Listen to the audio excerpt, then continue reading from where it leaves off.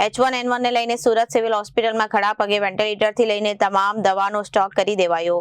Surat civil હોસ્પિટલના 5 વોર્ડમાં અલગથી H1N1 માટેના બેડ બનાવવામાં આવ્યા અને હાલમાં સિવિલે એક પણ દર્દી દાખલ નથી. સુરત સિવિલમાં કોઈ પણ કેસ ન હોવાથી તંત્રએ રાહતનો શ્વાસ લીધો.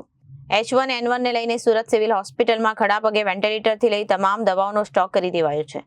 સુરત સિવિલ હોસ્પિટલના 5 વોર્ડમાં અલગથી H1N1 માટેના બેડ બનાવવામાં આવ્યા.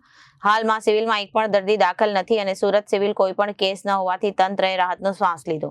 સુરતમાં સિઝનલ ફ્લૂ વધતા કેસને લઈને આરોગ્ય મંત્રીની ટકોર બાદ H1N1 ને લઈને તંત્ર સજ્જ થયું. H1N1 ને લઈને સુરત સિવિલ હોસ્પિટલમાં ખડા પગે વેન્ટિલેટરથી લઈ તમામ દવાનો સ્ટોક કરી દેવાયો. સુરત સિવિલ હોસ્પિટલના 5 વોર્ડમાં અલગથી H1N1 માટેના બેડ બનાવવામાં આવ્યા. હાલમાં સિવિલમાં એક પણ દર્દી દાખલ નથી. સુરત સિવિલમાં કોઈ પણ કેસ ન હોવાથી તંત્રએ રાહતનો શ્વાસ લીધો.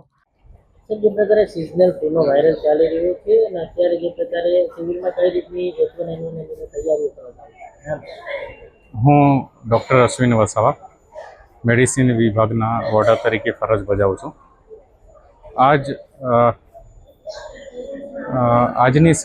હવેની સિઝનમાં કે પોસ્ટ મોન્સૂન જે વાયરલ ફીવરના કેસોમાં જે વધારો થઈ રહ્યો છે એને અનુલક્ષીને રાજ્ય સરકાર તરફથી અને કેન્દ્ર સરકાર તરફથી મળેલી સૂચના અનુસાર દરેક વોર્ડમાં અમે એક વેન્ટિલેટર સહિતનો બેડ જે સિઝનલ ફ્લૂના દર્દીઓ હોય છે એના માટે આરક્ષિત કરેલો છે. અને એવા અમારી પાસે 5 વોર્ડ છે અને દરેક વોર્ડમાં એક બેડ આ રીતે અમે આરક્ષિત કરેલો છે. તેની પરિસ્થિતિ કેવી રીતની છે ને અત્યારની પરિસ્થિતિમાં આપણી પાસે દર્દી કઈ દાખલ નથી? હાલ આપણી હોસ્પિટલ ખાતે નવી સિવિલ હોસ્પિટલ ખાતે કોઈ દર્દી દાખલ નથી.